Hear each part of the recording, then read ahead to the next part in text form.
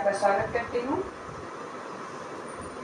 तो हम लोग अपनी पढ़ाई को आगे बढ़ाते हुए आगामी परीक्षा जो टीजीटी पीजीटी की आने वाली है, उस परीक्षा को देखते हुए हम अपने स्टडी को आगे बढ़ाते हैं और देखते हैं कि आज हम लोग कौन सा क्लास करते हैं। हम लोगों ने फैट पढ़ लिया था। फैट सेलुलर विटामिन हम लोग पढ़ रहे थे, जिसमें हम लोगों ने विटामिन ए को पढ़ लिया था। अगला विटामिन है विटामिन डी। आज हम लोग विटामिन डी के बारे में चर्चा करेंगे और इसको अच्छे से समझने की कोशिश करेंगे और इम्पॉर्टेंट टॉपिक तो देखते हुए जो हमारे पेपर में आएंगे वो सारी चीज़ कवर अप करेंगे। ठीक है, तो फिर आज हम लोग क्या पढ़ेंगे? Vitamin D. हाँ, आज हम लोग क्या पढ़ेंगे? Vitamin D. तो विटामिन डी है क्या? विटामिन डी क्या है? अगर पूछे कि विटामिन डी है क्या, तो हम लोग क्या कहेंगे कि विटामिन डी क्या है? तो विटामिन डी ऐसी विटामिन है जो वसा में घुलनशील होती है। वसा में घुलनशील विटामिन में विटामिन डी एक महत्वपूर्ण विटामिन है, जो विटामिन ए के बाद आता है। दूसरे नंबर पे विटामिन डी आता है, जिसे हम कैल्सीफेरॉल भी कहते हैं। इसे रासायनिक भाषा में कैल्सीफेरॉल कहते हैं। एक क्वेश्चन पूछ लिया जाता है कि विटामिन डी को रासायनिक भाषा में क्या कहा जाता है, तो क्या कहेंगे? कैल्सीफेरॉल। तो इसको और भी क्या कई नाम दिए गए हैं, जैसे अष्टविकृत नाशक, एंटी रिकेटिक विटामिन। एंटी रिकेटिक मतलब रिकेट्स रोग में प्रयोग की जाती है और इसकी कमी से रिकेट्स नामक रोग हो जाता है। ठीक है, और इसकी खोज किसने की? इसकी खोज मेलेनबी नाम के वैज्ञानिक थे, जिन्होंने कुत्तों पर इसका अध्ययन किया कि उन्होंने कार्ड लिवर ऑयल और एक्रीट और फिर क्या था, कौन सी ट्यूना मछली, सैल्मन मछली से मछली खिलाने कुत्तों को खिलाया, जिससे उनका रिकेट्स रोग ठीक हो गया। इस प्रकार से उन्होंने विटामिन डी की खोज की। कब की? 1919 में। 1919 में मेलेनबी नामक वैज्ञानिक थे, जिन्होंने विटामिन डी की खोज की। कई लोग इस मैक्यूलम और उनके साथियों को भी मानते हैं, लेकिन उन्होंने, जो मैक्यूलम और उनके साथी थे, इन्होंने विटामिन डी की तो खोज की, लेकिन किस स्थिति में उसकी खोज की? उन्होंने विटामिन ए को विटामिन डी से अलग करके इसको अलग तरीके से अपना एक अलग रूप दिया विटामिन डी को। इसलिए इसको विटामिन डी की खोज किसने की? मेलेनबी। ठीक है, मेलेनबी ने तो इसकी खोज की थी 1919 में। बाकी जो मैक्यूलम और उनके साथी थे, उन्होंने 1912 में क्या किया? कॉड लिवर ऑयल को ऑक्सीकृत करके 1920 में मैक्यूलम और उनके साथियों ने कॉड लिवर ऑयल से ये ऑक्सीकृत करा। कॉड लिवर ऑयल को ऑक्सीकृत करके उससे विटामिन ए से विटामिन डी को अलग कर दिया, दोनों को डिवीजन कर दिया कि इसमें विटामिन ए पाया जाएगा, इसमें विटामिन डी पाया जाएगा। इस प्रकार से उन्होंने 1920 में भी इसकी खोज की थी। लेकिन जो सही आंसर है वो ये है कि 1919 में मेलेनबी ने इसकी खोज की। ठीक है, अगर हम क्या देखते हैं विटामिन डी के प्रकार कि विटामिन डी कितने प्रकार के होते हैं। तो विटामिन डी कितने प्रकार के? दो प्रकार के होते हैं। एक है विटामिन D2, दूसरा है विटामिन D3। ठीक है, विटामिन डी को क्या कहते हैं? आर्गोकैल्सीफेरॉल। इसको प्रोविटामिन की भी संज्ञा दी गई है। ठीक है, और इसको 7D हाइड्रोकोलेस्ट्रॉल, इसको क्या कहते हैं? Vitamin D3। 7D हाइड्रोकोलेस्ट्रॉल यानी विटामिन D3। अब देखते हैं विटामिन D2 कैसे क्या होता है इसमें। तो जो विटामिन D2 है, इसको अर्गोस्टेरॉल कहते हैं। ठीक है, जो अर्गोस्टेरॉल है एक कैल्सीफेरॉल का निर्माण करता है। क्या करता है? अर्गोस्टेरॉल जो है वो कैल्सीफेरॉल का निर्माण करता है। किसके? अब हम लोग ये सोचेंगे कैल्सीफेरॉल का निर्माण कैसे करता है। जब सूर्य की पराबैंगनी किरणों के संपर्क में आता है तो उससे अर्गोस्टेरॉल कैल्सीफेरॉल का निर्माण करता है। यानी अर्गोस्टेरॉल सूर्य की पराबैंगनी किरणों के संपर्क में आता है और फिर कैल्सीफेरॉल का निर्माण करता है। ठीक है, अगला क्या है? Vitamin D3।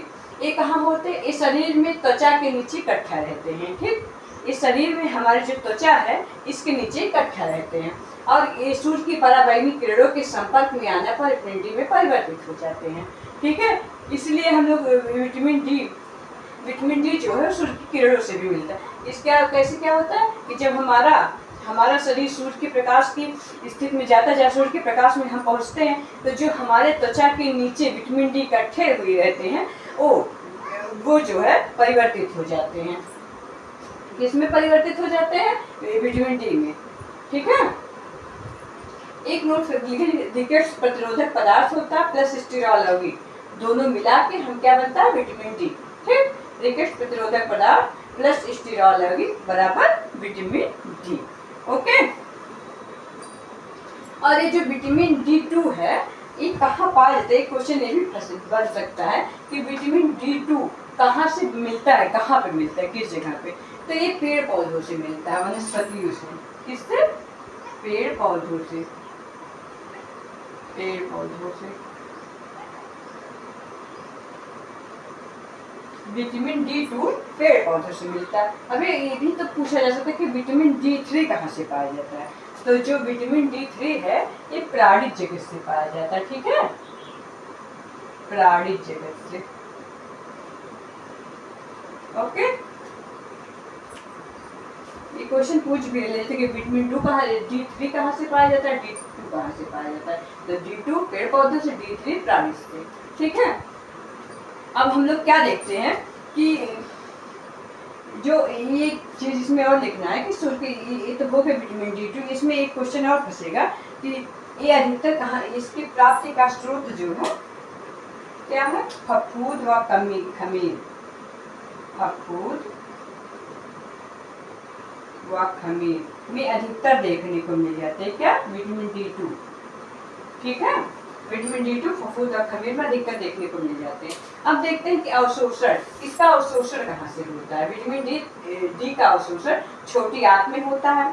ठीक है, छोटी आंत में लगभग सभी चीज का अवशोषण होता है, लेकिन छोटी आंत में इसका अवशोषण होता है। किसके द्वारा होता है? पित्त रस की सहायता से। पित्त रस की सहायता से विटामिन डी का अवशोषण होता है, वो भी छोटी आंत में। ओके, अगला है उत्सर्जन, कि इसका उत्सर्जन कैसे होता है? तो ये फैट सेल्युबल विटामिन है, इसलिए इसका अवशोषण मल के द्वारा होता है। जितने भी फैट सेल्युलर विटामिन सबका अवशोषण मल के द्वारा होता है। अगले संग्रह, इसका संग्रह कहाँ पे होता है? हम लोग सोचते हैं हम इसको खाएंगे, ये मतलब हमारे शरीर में बनता है, या इसका संग्रह कहाँ पे होता है? तो देखिए संग्रह जो हमारा त्वचा में होता है, हम लोग देखिए त्वचा के नीचे होता है, मस्तिष्क में होता है, यकृत में होता है, प्लीहा में होता है, और कुछ मात्रा अल्प मात्रा में इसका जो है संग्रह रक्त और फेफड़ों में भी होता है। ओके, बात समझ में आ रही है? ठीक है, अगला क्या है? स्रोत। किसके स्रोत क्या है? इसके जो स्रोत हैं वो सैल्मन मछली है, ट्यूना मछली है, मशरूम है, कॉड लिवर ऑयल है और वेनिला योगर्ट है। इस सब चीजों में हमारा क्या होता है? Vitamin D. जो अधिकतर पेपर में पूछ लिया जाता है कि इसमें से निम्न में से बताइए कि विटामिन डी किस में पाया जाता है। तो जैसे क्या हुआ, हम लोग ऑप्शन में दे उठेगा सैल्मन या फिर गाजर, मूली या ये सब कुछ दे उठेगा। तो हम लोग अगर हम लोग इसको अच्छे से पढ़े रहेंगे तभी जान पाएंगे कि सैल्मन है क्या। हम लोग सैल्मन, ट्यूना ऐसे कोई पूछे तो हम लोग समझ नहीं पाएंगे कि है क्या। ये सैल्मन मछली है, ट्यूना मछली है, जो जिसमें विटामिन डी प्रचुर मात्रा में पाया जाता है। ठीक है, अगला हम लोग क्या देखते हैं? विटामिन डी के कार्य, कि विटामिन डी के क्या कार्य हैं। विटामिन डी के क्या कार्य हैं? विटामिन डी जो होता है वो कैल्शियम तथा फास्फोरस के अवशोषण में सहायक होता है। क्या होता है? विटामिन डी कैल्शियम तथा फास्फोरस के अवशोषण में सहायक होता है। कैसे सहायक होता है? अगर विटामिन डी का हमारे शरीर में अभाव रहेगा तो कैल्शियम और फास्फोरस का अवशोषण शरीर में अच्छे प्रकार से नहीं हो सकता है। ठीक है, अच्छे प्रकार से नहीं होगा तो विभिन्न प्रकार के रोग उत्पन्न होंगे। इसलिए शरीर को संतुलित रखने के लिए विटामिन डी अति आवश्यक है। अगला क्या? अस्थियों के निर्माण में सहायक। जितना अस्थियों के निर्माण में कैल्शियम की आवश्यकता होती है उतना ही विटामिन डी की भी आवश्यकता होती है। एक क्वेश्चन पूछे भी गए हैं कि कैल्शियम के साथ साथ कौन सा ऐसा विटामिन, कभी कभी पूछ लिया जाता है ना कि कौन सा ऐसा विटामिन है, कौन सा ऐसा विटामिन है जो अस्थियों के निर्माण में आवश्यक है। तो कौन सा विटामिन होगा? Vitamin D. और अगर कल मिनरल पूछेगा कौन सा मिनरल अस्थियों के विकास में सहायक है तो होगा आंसर कैल्शियम। इसमें बच्चे कंफ्यूज हो जाते हैं और हमारा क्वेश्चन गलत हो जाता है। अगला क्या है? दांतों की मजबूती निर्माण में सहायक। किसमें? वैसे वो एक सीधी सी बात है कि जब अस्थियों के निर्माण में जो दूध का कार्य जिससे हमारा कैल्शियम हुआ वो दांतों की मजबूती के लिए आवश्यक है, वैसे ही विटामिन डी भी हमारा दांतों की मजबूती के लिए बहुत ही जरूरी होता है। चौथा क्या, पैराथायराइड ग्रंथियों के नियंत्रण। हमारी जो ग्रंथियां हैं उन सभी पर नियंत्रण के लिए भी विटामिन डी अति आवश्यक होता है। ठीक है, क्या होता है, ग्रंथियों के नियंत्रण हेतु तो पैराथायराइड बहुत ही आवश्यक होता है। ओके, ये हो गया हमारा। अब क्या देखेंगे हम लोग, अगला हम लोग देखेंगे विटामिन डी की कमी का प्रभाव। क्या देखेंगे, विटामिन डी की कमी का प्रभाव। तो विटामिन डी की कमी से कौन कौन से रोग होते हैं, ये भी क्वेश्चन पूछ रहे थे कि विटामिन डी की कमी से कौन कौन से रोग होते हैं। तो विटामिन डी की कमी से पहला रोग कौन सा, रिकेट्स। जो विटामिन डी की कमी से पहला रोग है रिकेट्स क्या है, अगर हम लोग पूछे विटामिन डी रिकेट्स क्या है तो हम लोग क्या बताएंगे, रिकेट्स क्या है। ये जो होता है लगभग 6 से 18 माह के बच्चों में होता है और इनका रीढ़ की हड्डी कोमल होकर झुक जाती है। रिकेट्स जो है 6 से 18 माह के बच्चों में होता है। इसमें क्या होता है, रीढ़ की हड्डी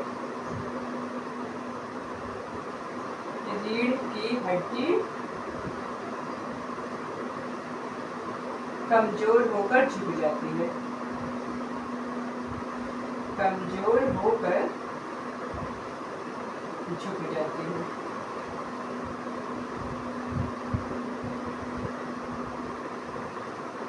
अधिकतर हम लोग कभी कभी बच्चों में देखते हैं, जो बच्चे कुपोषित होते हैं उनके अक्सर रीढ़ की हड्डियाँ जैसे टेढ़ी हो जाती है, झुक जाती है, जिसका मेन कारण रिकेट्स।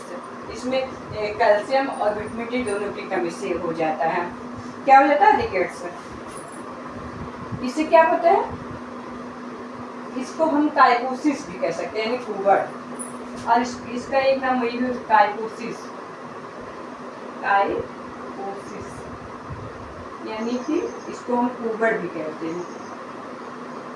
देखते हैं कि बच्चे कुबड़ की तरह निकल आता है, वही होता है रिकेट्स रोग। कभी हम देखते हैं ना कि बच्चे में कुबड़ की तरह निकल आता है, तो उसको ऐसे बच्चे के यहाँ पे झुक जाता है, तो उसे क्या कहते हैं, उसे हम रिकेट्स कहते हैं। अगला है क्या, बोलेक्स, यानी क्या होता है, बोलेक्स यानी कि हो गया बोलेक्स धनुषाकार पैर। अधिकतर बच्चों में जब विटामिन डी की कमी हो जाए, उनके पैर धनुष के आकार के, मतलब ऐसे हो जाते हैं, उनके पैर थोड़े टेढ़े हो जाते हैं, तो इसीलिए उनको बोलेक्स भी कहते हैं। ठीक है, अगला क्या है, तीसरा क्या है, रैकेटिक रोजरी। ये भी जो है बच्चों में होने वाला रोग है। इसमें क्या होता है रैकेटिक रोजरी में, इसमें होता है कि बच्चों के जो पैर होते हैं वो, रैकेटिक रोजरी में क्या होता है,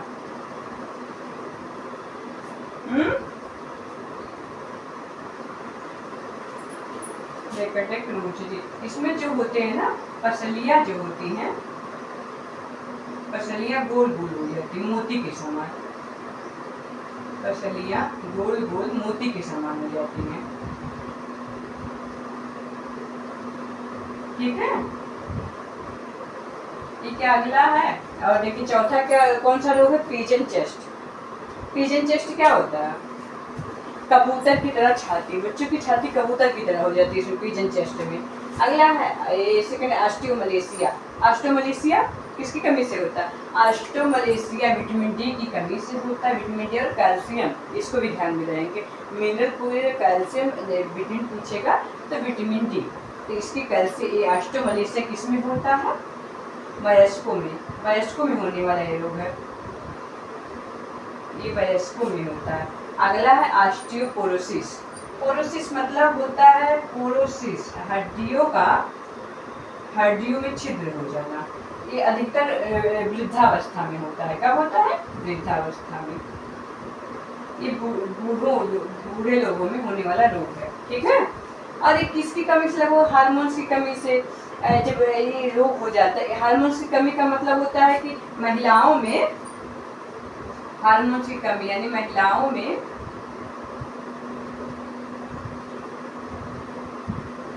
हार्मोन्स का कम श्रावण होना।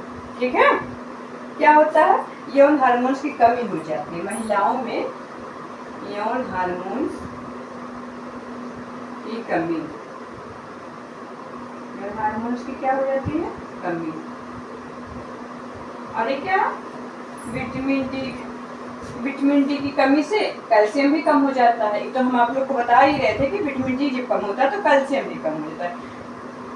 ये क्या होता है, पुरुष में एंड्रोजन के विकास ना होने से, पुरुषों में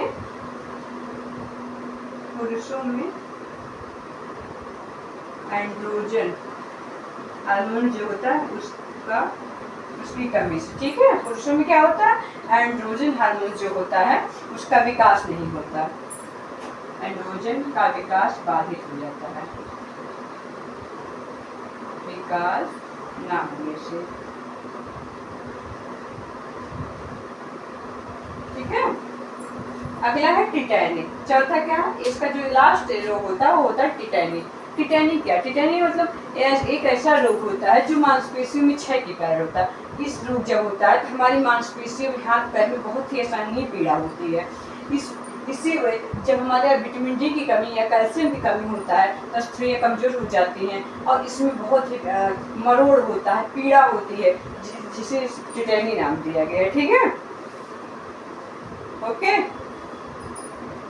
हाथ पैर में दर्द बना रहेगा, मांसपेशियों में दर्द बना रहेगा, सब कुछ इसकी कमी से होता है।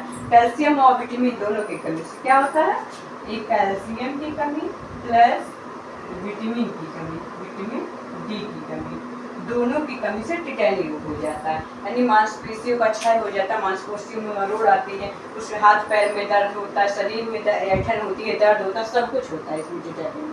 अगला क्या है, हम लोग देखते हैं विटामिन डी की अधिकता का प्रभाव, कि विटामिन डी की अधिकता का क्या प्रभाव होता है।